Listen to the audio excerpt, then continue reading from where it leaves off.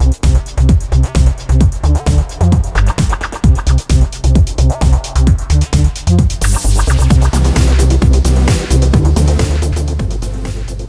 and a very warm welcome to Spotlight America Television. I'm Akhtar Khan. You know, I've covered a lot of different stories in my time as a news anchor and journalist, but I don't think I've ever talked about this subject. In fact, I know that I haven't. I think if you're going to talk about anything, or in fact a subject with any degree of intelligence or at least some modicum of decency or create a coherent argument, then you should have some inherent knowledge, experience about the subject, or at least be extremely careful about what you say and, of course, how you say it. This week I want to talk to you about rape. There's been an awful lot of news items given, news time rather, given to this subject, and quite rightly so. It's important.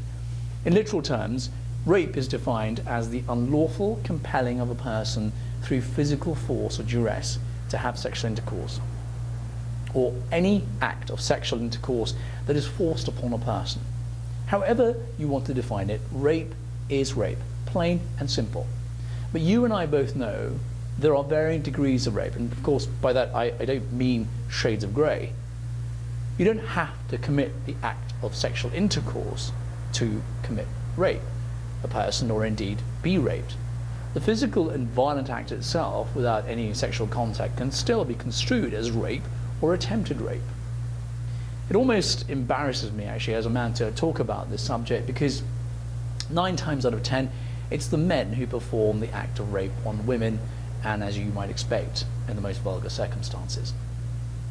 And it's not just women, but you hear horrific stories about girls as young as 10 being raped, and in many instances in other countries.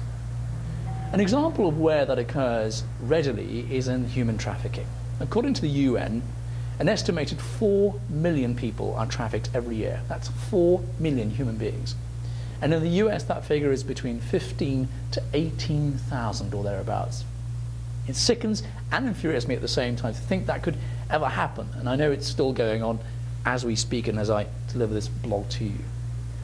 One of the reasons I wanted to talk about rape on the show is because I followed the recent case, as I'm sure many of you did as well, of 2 teenage boys from Ohio, aged 16 and 17, who were accused of raping a 16-year-old girl and were subsequently found guilty.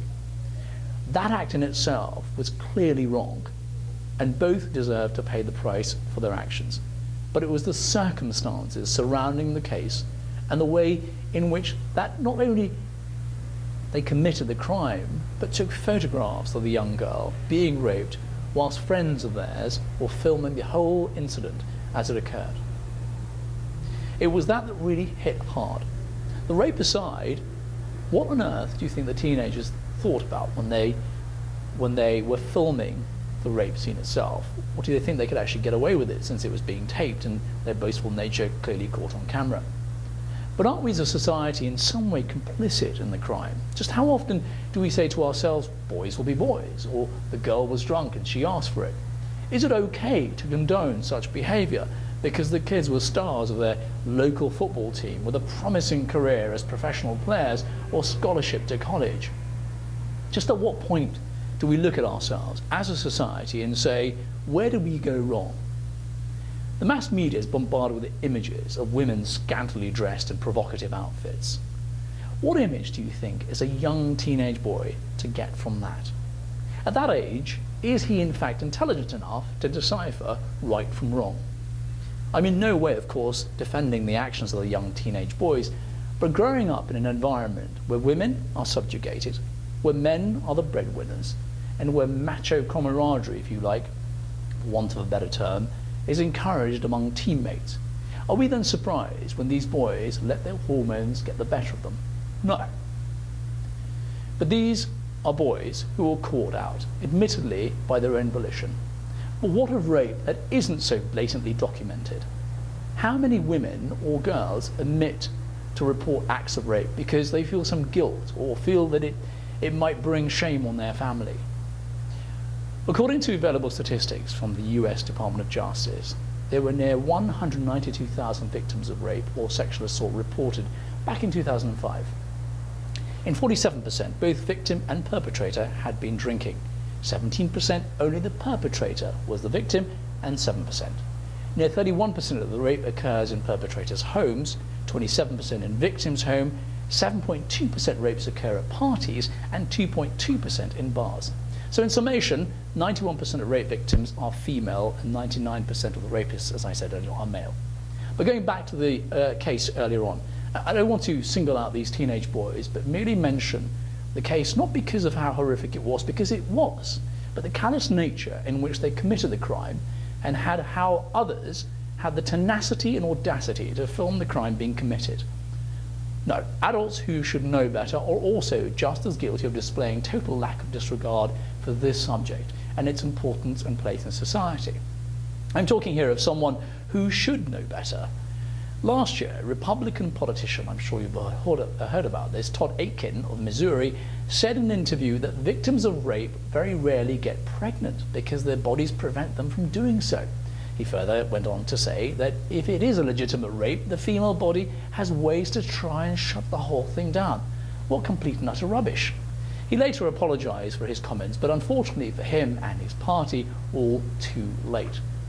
Call me a cynic, but he only apologized because his party were facing a presidential election, and many fellow GOP members distanced themselves for just that reason. Death by association, if you like. It's sad to think that someone of his caliber would make such crass comments. Scary that a person who holds a responsible position as a member of Congress could get that far with such comments. In the first instance, there is no such thing as legitimate rape. Simply not true. Rape is rape. End of. There is no rhyme or reason to classify something as obvious as rape as anything other than what it is. There are no varying degrees of rape. Ask a woman and she'll tell you. An invasion of one's privacy, physically and sexually, is just that. The act of violence, which may or may not lead to rape, is in itself a form of rape. Women are not chattels for men to do as they please with. We're not living in ancient times where such behavior was deemed acceptable, believe it or not. We're not living in a world where women take second place and should ever take second place. But it's not just society, but religion, which also has to answer for the treatment of women. I think most of you know what I'm talking about when I mention a particular religion. There's a fundamental problem in our society, and I'm not concerned about other countries, though they have a part to play in the sort of grander scheme of things. No. The basic problem is the way in which we view and treat women. The traditional breadwinner role is changing. More women are captains of industry. For example, the CEO of IMF and Facebook, women.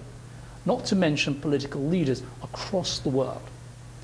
By that same token, isn't it time for Hillary Clinton to become the first female president of the United States? We need to break down stereotypes and educate those decision makers of today, believe it or not, and of tomorrow about women's place in society.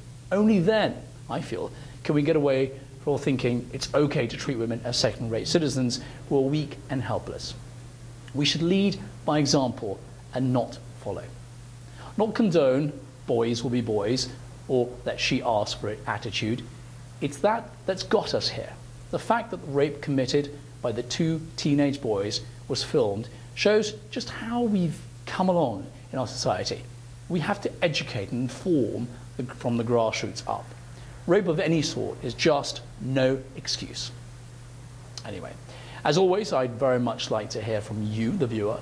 What do you think we should do to prevent similar rape crimes from ever happening here in America? Also, if you've come across any topic that you'd like us to cover here on the show, any big story has caught your eye, then you can send us an email. That's spotlightamericatv@gmail.com.